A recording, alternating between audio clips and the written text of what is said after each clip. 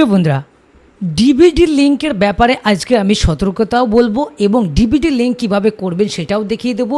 এবং DBD link যদি করা থাকে, আপনার অন্য ব্যাংকে ট্রান্সফার করতে চাইছেন, এক ব্যাংক থেকে আরেক ব্যাংকে করতে চাইছেন, তো করবেন কিনা সেটাও আমি বলবো। এখন কিন্তু ডিবিডি লিঙ্কের যে এনপিসিআই যে পোর্টালটি রয়েছে, এটা কিন্তু সার্ভার খুবই প্রবলেম। অনেকে কিন্তু ব্যাংকে গিয়েও ডিবিডি লিঙ্ক করছে, এটাই ভালো, ব্যাংকে গিয়েও আপনি ডিবিডি লিঙ্ক করতে পারেন। তো চলুন প্রথমে দেখে নিই আমি ডিবিডি লিঙ্ক কীভাবে করবো। এনপিসিআই আমি পোর্টালটা খুলে নেব। খুলে নেওয়ার পর এখানে যে কাস্টমার রয়েছে, সেই কাস্টমারে গিয়ে আমি এখানে ভারত আধার সিডিং যে ইনাবেলার রয়েছে এতে ক্লিক করব। এটাতে ক্লিক করার পর আমার সামনে কিন্তু আধার সিডিংয়ের মানে ডিবিডি লিঙ্কের এনপিসিআইয়ের যে ওয়েবসাইটটা, মেন ওয়েবসাইটটা আছে সেটা খুলে যাবে। দেখুন আমার কিন্তু এনপিসিআইয়ের ডিবিডি লিঙ্কের জন্য সাইটটা খুলে গেছে। এখানে রয়েছে হোম, আধার সিডিং এবং ডিসিডিং, অ্যাকাউন্ট ডিটেলস, আধার ম্যাপ স্ট্যাটাস, সমস্ত কিছু রয়েছে। যদি আপনি চেক করতে চান এখান থেকেও চেক করতে পারেন আধার ম্যাপ স্ট্যাটাসে, এবং এমনকি আপনি আধার যে মাই আধার যে ওয়েবসাইটটা রয়েছে, মাই আধারটা লগ ইন করেও আপনি এখান থেকে চেক করতে পারেন। আমি এটা লগ ইন করে রেখেছি এবং এখানে ডাউনলোডের অপশান রয়েছে, বিভিন্ন অপশান রয়েছে। আমি কোথায় যাব? এখানে দেখুন ব্যাঙ্ক সিডিং স্ট্যাটাস রয়েছে, এই ব্যাঙ্ক সিডিং স্ট্যাটাসে আমি ক্লিক করব। দেখুন এই আধার কার্ডের সঙ্গে কিন্তু কোনো রকম ডিবিডি লিঙ্ক নেই, ইনঅ্যাক্টিভ। তো এটাতে কি করতে হবে? ডিবিডি লিঙ্ক করতে হবে 1 তারিখের আগেই কিন্তু করতে হবে, নইলে কিন্তু আপনি যদি লক্ষ্মী ভাণ্ডার আপনার থেকে থাকে বা বার্ধক্য ভাতা বা ওল্ড এজ পেনশন আপনি যদি পেয়ে থাকেন, তো সেই সমস্ত প্রকল্পের টাকা কিন্তু এখন সরকার ডিবিডি লিঙ্কের মাধ্যমেই দেবে। আর একটা কথা হচ্ছে, আপনার যদি এখানে অ্যাক্টিভ থাকে, আপনার ব্যাংকের এখানে অ্যাকাউন্ট যদি থাকে এবং অ্যাক্টিভ থাকে, তাহলে জানবেন আপনার ডিবিডি লিঙ্ক রয়েছে। যদি এইরকম ইনঅ্যাক্টিভ থাকে তাহলে কিন্তু আপনাকে ডিবিডি লিঙ্ক করতে হবে।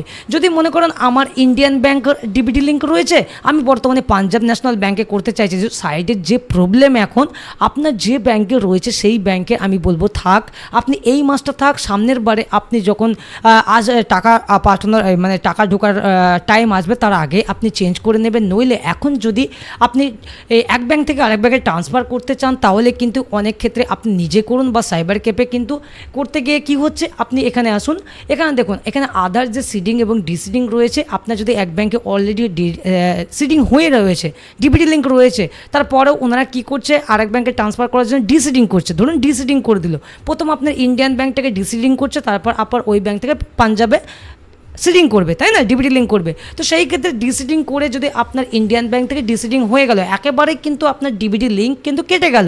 পরবর্তীতে সার্ভারের যে প্রবলেম, সেই ক্ষেত্রে যদি আপনার পরবর্তীতে সিডিং যদি না হয় পাঞ্জাবের সঙ্গে বা অন্য ব্যাংকের যে ব্যাংকের সঙ্গে করতে চাইছেন, সেই ক্ষেত্রে কিন্তু সমস্যা হয়ে যাবে। ডিবিডি লিঙ্ক না থাকলে আপনার কিন্তু টাকা কিন্তু ঢুকবে না, কোনো রকমে ঢুকবে না। ডিবিডি লিঙ্ক যদি কেটে যায় বা আপনি যদি ডিসিডিং করে ফেলেন, সেই ক্ষেত্রে কিন্তু ডিসিডিং করলে পরবর্তীতে যদি সিডিং না করতে পারেন, তাহলে কিন্তু আপনার টাকা ঢুকবে না। এবং আমার অভিজ্ঞতাতে যদি ডিসিডিং হয়ে যায়, সেটাকে সিডিং করতে গেলে কিন্তু বহুত প্রবলেম হয়ে যাবে। তো আপনি ব্যাংক থেকে পারুন আর অনলাইন থেকেই পারুন, আপনি কিন্তু এই সিডিংটা করে নেবেন। যদি আপনার এইরকম ইনঅ্যাক্টিভ দেখায়, বুঝতে পারলেন, ইনঅ্যাক্টিভ থাকলে আপনি অবশ্যই ডিবিডি লিঙ্ক 1 তারিখের আগে করে নেবেন। যদি আপনার থাকে তাহলে বলবো এই মাসটা যে ব্যাংকে রয়েছে সেই ব্যাংকেই থাকুক, বা আপনি যদি চান এই ব্যাংকেই আমার টাকা ঢুকুক, তো সেই ব্যাংক রাখুন। যদি আপনি চেঞ্জ করতে চান, এক ব্যাংক থেকে আরেক ব্যাংকে যদি চেঞ্জ করতে চান, তাহলে পরবর্তীতে মাসে করুন। এর পরের বার যখন টাকা ঢোকার আগে আপনি করে নেবেন, তখন কিন্তু ওয়েবসাইটটা অনেক হালকা হয়ে যাবে। এখন মানুষজন কিন্তু পাগলের মতো ডিবিডি লিঙ্কের উপর কিন্তু ধেয়ে রয়েছে, বুঝতে পারলেন। সেই ক্ষেত্রে আমি বলবো আপনার যে রকম ডিবিডি লিঙ্ক যে ব্যাংকের সঙ্গে রয়েছে, সেই ব্যাংকটায় আপনি চালান। আপনার যে ব্যাংকে ডিবিডি লিঙ্ক রয়েছে, সেই ব্যাংকে আপনি আধার কার্ডের মাধ্যমে টাকা একবার তুলে দেখুন ওঠে কিনা। যদি আপনার টাকা উইথড্র হয়, তাহলে জানবেন যে আপনার অ্যাকাউন্ট পারফেক্ট আছে, মানে ঠিক আছে, তাহলে ওই ব্যাংকে থাক, পরবর্তীতে আপনি চেঞ্জ করে নেবেন। তো ধরুন আপনি যদি বর্তমানে ডিবিডি লিঙ্ক করতে চান, ধরুন আপনার এইরকম ইনঅ্যাক্টিভ রয়েছে, তো সেই ক্ষেত্রে যদি আপনি ডিবিডি লিঙ্ক করতে চান, এনপিসিআই পোর্টালটা খুলতে হবে। এখানে যে আধার সিডিং এবং ডিসিডিং আছে, এটাতে ক্লিক করতে হবে। এটাতে ক্লিক করার পরে এখানে কিন্তু আপনার আধার কার্ড নম্বর এখানে বসাতে হবে। তারপর আপনি প্রেস সিডিং করবেন, আপনি সিডিংয়ে ক্লিক করবেন। এবং যদি এখানে সিডিং টাইপ রয়েছে, আপনি ফ্রেশ সিডিং করলে ফ্রেশে ক্লিক করবেন। মুভমেন্ট করলে আপনি এক ব্যাংক থেকে আরেক ব্যাংক করলে নিচেরটা, আর যদি একই ব্যাংকে দুটি অ্যাকাউন্ট থাকে তাহলে মাঝেরটা। আপনার যদি এক ব্যাংক থেকে আরেক ব্যাংকে করতে চান, তাহলে নিচের মুভ টু আদার্স ব্যাংকে করবেন। আমার যেহেতু আমি একটা ফ্রেশ সিডিং করবো, আমি ফ্রেশ সিডিংয়ে ক্লিক করলাম, এবং আমি কোন ব্যাংকের আমার অ্যাকাউন্ট রয়েছে সেটা আমি এখান থেকে চুজ করে নেব, বুঝতে পারলেন। তো আমি আমার অ্যাকাউন্টটা এখান থেকে চুজ করে নিলাম ইন্ডিয়ান ব্যাংক, এবং আমার যে অ্যাকাউন্টটা রয়েছে সেই অ্যাকাউন্ট নম্বর কিন্তু আমি এখানে বসিয়ে দেবো। তো আমি আমার অ্যাকাউন্ট নম্বরটা আমি এখানে বসিয়ে দিই। অ্যাকাউন্ট নাম্বারটা আমি এখানে বসিয়ে দিচ্ছি।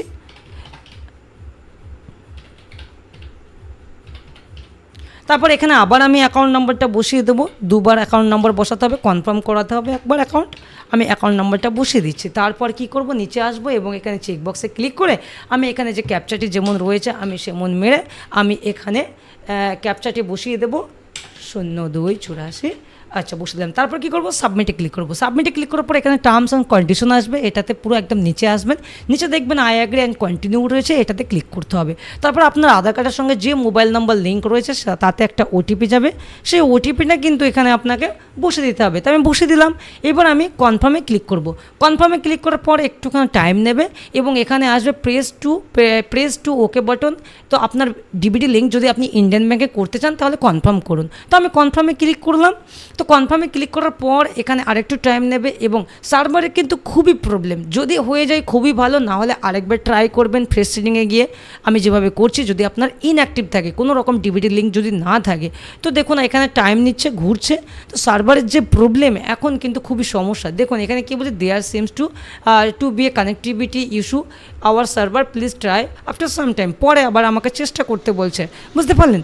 যদি আপনার হয়ে যায় খুবই ভালো, যদি হয়ে যায় আপনি এখান থেকে এসেও স্ট্যাটাসটা চেক করতে পারেন বা আপনি ওখান থেকেও ম্যাপটে গিয়েও আপনি চেক করতে পারেন, বুঝতে পারলেন। এবার এখান থেকে আমি এটাকে রিফ্রেশ, দেখুন আমার কিন্তু ডিবিটি লিঙ্ক আমার এখনও হয়নি, মানে এখানে দেখাচ্ছে ইনঅ্যাক্টিভই রয়েছে, বুঝতে পারলেন, ইনঅ্যাক্টিভই এখানে রয়েছে।